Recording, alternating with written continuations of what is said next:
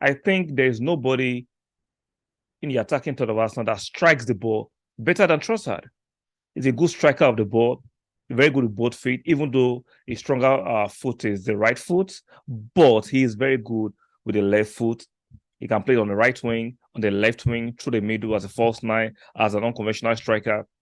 Good player, good dribbler, close control is fantastic, low center of gravity, like say decent pace, scored against the top six against Arsenal last year, scored against us. This season he scored a hat-trick against Liverpool, he scored against Chelsea, scored against Sport. This guy is a big game player. I understand he had a row with his former manager and he wanted to leave. Arteta has spoken to him. We don't know all the details of what happened between him and Brighton manager, but I'm sure Edu and Arteta have done their due diligence to bring a player that will not come and actually bring this harmony to the unity of the squad. So on that note, I know Arteta is taking care of business and Edu is taking care of business. Why don't we just finally Arsenal's agree a deal with Brighton for Leandro Trossard? For me, good player, very, very good player, very good deal, even though some of you are moaning and complaining about the deal. And I don't see the logic in it. I get it. Some of you were too invested in Modric. He didn't come. He went to Chelsea. Let it go. And the fact that he was Arsenal agreed a deal for £21 million plus £6 million in add-on doesn't make me a bad player. So if you don't buy a player for €100 million plus, that player is not just good enough. That logic is so flawed. That logic is so damn flawed. Yes, we wanted to invest huge money in Modric because he's younger and for potential. He didn't come off. We saw an opportunity with an experienced Premier League player. For me, experienced Premier League player, he doesn't need to adjust to the climate, doesn't need to adjust to the league. He's getting used to the league. He's coming to a bigger club to prove himself. I don't see why a lot of you should complain about the deal. 628. And so we got Partey at 27. What's the difference? Like, I get it. You want younger players. You guys have been boasting about the project being about Arsenal having one of the youngest teams. It doesn't mean all our players have to be below 24 or 25. It doesn't make sense. You need a few experienced bodies in your team. Partey is 29. Xhaka is 30. What about that? Should we actually sell those players because they are not younger than 25? Some of the time, your people's logic is so flawed. It's so flawed. There is nothing Arsenal does that some of the section of the dysfunctional fans don't complain about. You have always look for something to moan about. Trossard for me is a brilliant signing. I like the signing. Let's talk about some of his quality of Trossard. For me, very skillful player, very quick, not rapid. He's not as quick as Martinelli or Saka, but not a slouch. He's quick, good fit, in my opinion.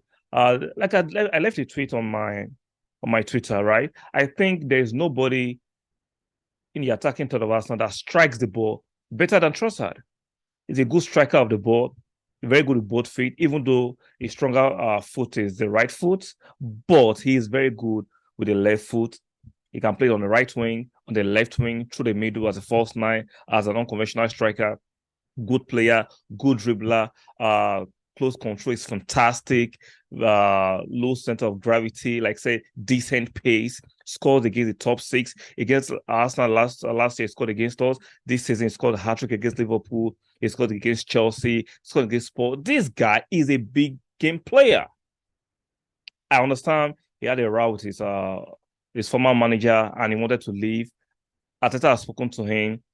We don't know all the details of what happened between him and Brighton manager, but I'm sure Edu and Arteta have done their due diligence to bring a player that will not come and actually bring this harmony to the unity of the squad. So on that note, I know Arteta is taking care of business and Edu is taking care of business. Why don't we just welcome this player who will give us depth? He might not start. Now, I understand a lot of you are saying he will just be another body. He's not another body. Trossard is a very good player. He's not world class, but for me, he's beyond a decent player. He's a very, very good player. Like I said, he knows how to score in the big games. The right foot, left foot is fantastic. He strikes the ball very well. Decent goal return. What more can you look for in a player that adds rather depth to our squad?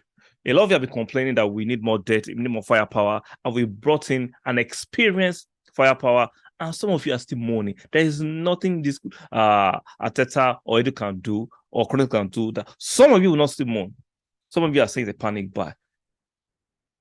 The narrative of the panic buy is laughable.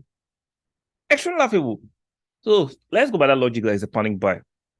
When we bidded for Lisandro Martinez and Man U had bidded us and paid more wages than us, and we went for Zinchenko, is Zinchenko a panic buy? No, I want to know by your logic, is Zinchenko a panic buy? Because the first choice was Lisandro Martinez. And I were asking for more money, and Arsenal said, no, we won't go beyond this amount. Manchester United decided to go beyond that. And we went for Zinchenko. Is Zinchenko a panic buy? Who has suited the club structure and how we play football better? Zinchenko or Lisandro? Who do you think will have been better for the team? When we wanted to get last summer, where we wanted to get Emerson Royal, and for some reason he went to Spurs and we got Tomiyasu. Was Tomiyasu a panic buy too? When we wanted David Raya from Brentford and Brentford were playing hardball and we went for Ramsdale, was Ramsdale a panic buy?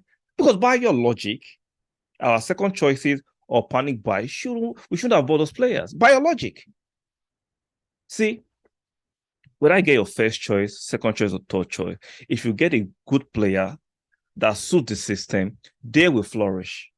And it's high time we respect Edu, Arteta. They will never get 100% of the signings, right? Provided they can get, for me, 75 to 80%, that's good enough. There is no club that is excellent in the transfer window. You can't get all your signings right. You have a few dots there. You have a few whack signings there. It happens to the best and the best of them. It's part of the business. Provided you get 80% right, you're good. And Arteta has shown us, and Edo has shown us that they can get 70 to 80% right. Most of their signings have been good, with the exception of Lokonga, exception of Tavares, maybe William, but Gabriel, Tomiyasu, Ben White, Ramsdale, Zinchenko, Jesus, they've all been fantastic. So why are you still having so much doubt about Trossard? For me, Trossard, welcome to Arsenal. I'm hoping to see him replicate the form or better form that I had at Brighton with better players, bring likes of with Saka, Martinelli, Odegaard, Partey, Xhaka. I think his game can get to another level.